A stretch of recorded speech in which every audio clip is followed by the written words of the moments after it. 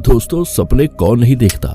हम सभी के कुछ सपने हैं, पर अगर उन सपनों और मंजिलों को पाने की राह बताने वाला कोई गुरु मिल जाए तो अपने सपनों को पूरा करना और भी आसान हो जाता है। और अगर वह गुरु खुद चाणक्य हो तो आप पूरे साम्राज्य को उखाड़ फेंक सकते हैं और अपना खुद का साम्राज्य बना सकते हैं।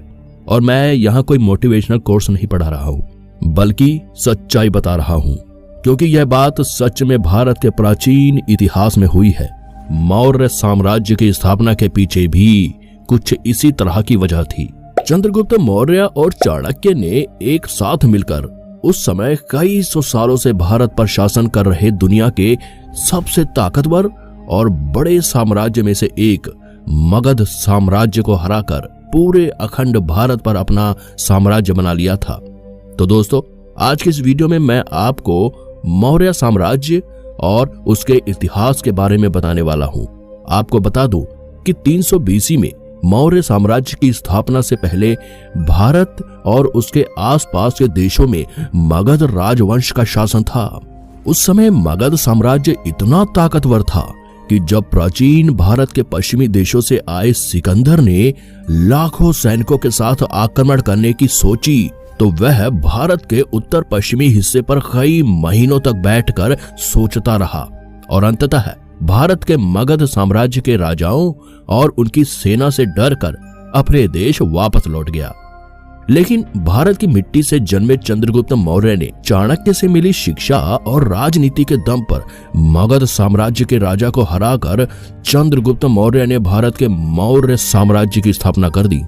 भारत के इतिहास में सबसे बड़ा साम्राज्य अभी तक मौर्य साम्राज्य ही रहा है।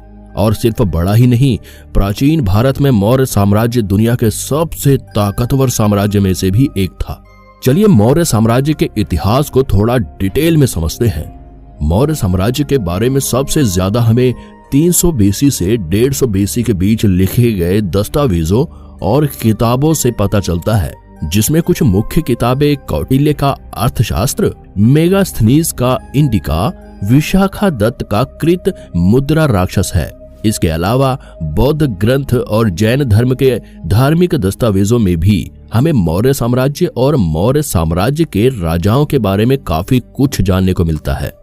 इन्हीं में से एक है विशाखादत्त कृत मुद्रा राक्षस में लिखा गया है कि मौर्य साम्राज्य के उदय का सबसे बड़ा कारण आचार्य चाणक्य का प्रतिशोध था, क्योंकि नंद वंश के आखिरी शासक धनानंद ने चाणक्य को भरे दरबार में बुरी तरह से अपमानित किया था और अपने इसी अपमान का बदला लेने